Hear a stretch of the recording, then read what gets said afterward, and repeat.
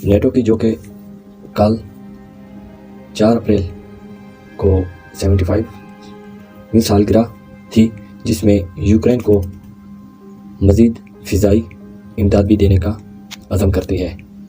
NATO का जो मुआहदा हुआ था वो 4 अप्रैल 1949 को वाशिंगटन में तय पाया था, जिस पर इब्तदाई तौर पर 12 ममालिक ने दस्तखत किए थे।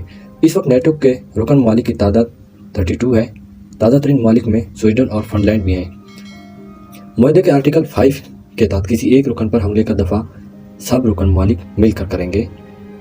नेटो इत्तेहाद ने सबसे बड़ी अफगानिस्तान में अलकायदा के खिलाफ 20 साल तक ये जंग लड़ी थी। नेटो में इस तरीके से है, मुख्तलिफ जो भी उसमें ममालिक होते हैं उन सब को एक ही फोर्स होती है। जो नेटो है वो किसी पर भी उनमें से किसी के भी ऊपर कोई मसला आता है तो वो उसके लिए लड़ते हैं। 4 अप्रैल को नेटो इत्तेहाद के अरकान ने इत्तेहाद की 75वीं सालगिरह एक ऐसे मौके पर मनाई जिसमें रूस यूक्रेन की जंग भी जारी है। यूक्रेन जो भी रूस एक दूसरे के साथ लड़े, जिसमें नेटो इत्तेहाद रूसी जारियत के खिलाफ यूक्रेन को अपनी दफाई इमदाद देने की भी बात कही गई है। रूस और यूक्रेन की में अगर यूक्रेन यूएस या नेटो यूक्रेन की मदद करेगी तो रूस को बहुत नुकसान पहुंच सकता है। यहाँ पर यह भी सोचना होगा दुनिया को कि अभी ये किस तरीके से जा सकती है। अभी वर्ल्ड वार भी ऐसी समझो आ गई है, इंटर हो गई है। तो इसी तरीके से अगर हम देखते हैं कि तीसरी अज़ीम जंग अगर हो भी जाती है, इससे मुतासिर ममालिक की फुर्सत काफ़ी लंबी हो जाएगी और बहुत सारे माशी नुकसान उठाना पड़ेगा। अभी हम देखते हैं तो रूस हो गया, अमेरिका और चाइना का मसला हो गया, इंग्लैंड हो गया, फ्रांस हो गया, या मतलब है अभी आपका इसराइल है, फ़लस्तीन पर मसला हो रहा है, पाकिस्तान के मसाइल हैं। पूरी दुनिया एक जंग की आड़ में आ गई है, जिसमें अभी दो हैं, अमेरिका है या चाइना है, इनके दरमियान क्लैशेस हो सकते हैं। उस तरीके से रूस और यूक्रेन के चल रहे हैं, फ़लस्तीन और इसराइल के चल रहे हैं। अभी दुनिया फिर एक जंग की तरफ धकेल दी गई है। इससे कितना नुकसान हो सकता है, उससे पहले हम पहली दो अजीम जंगों के जानते हैं।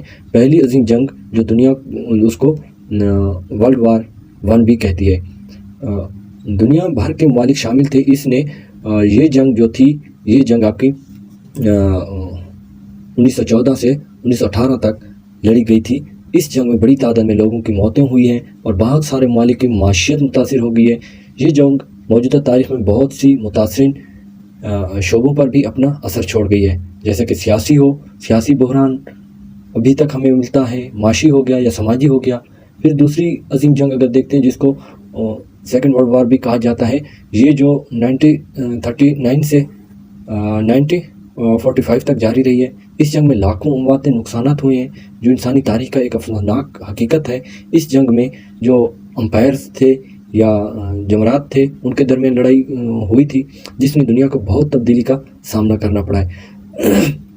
इस सिलसिले में जो हुआ था वो अंपायर थे, जैसा कि जर्मनी हो गया, इटली हो गया, ऑस्ट्रेलिया हो गया, हंगरी हो गया, आइसलैंड हो गया, रूस, फ्रांस, इसी तरीके से इनमें हुई थी। अभी जो अगर हम देखते हैं, अभी भी बहुत सारे ऐसे ममालिक हैं जो मतलब है एक अपनी पावर के लिए कुछ भी कर सकते हैं। न्यू कॉलोनिज़म का भी एक इसमें कंसेप्ट आता है। न्यू कॉलोनिज़म किस तरीके से वो किसी पर वो करते हैं। तो देखते हैं क्या होता है।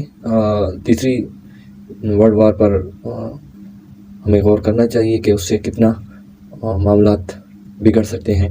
लेकिन दुनिया बहुत पावर के लिए कुछ भी कर सकती है, अपने एक मुल्क दूसरे मुल्क के लिए, अगर वो पावर यूज़ करेगा अपनी पावर के लिए।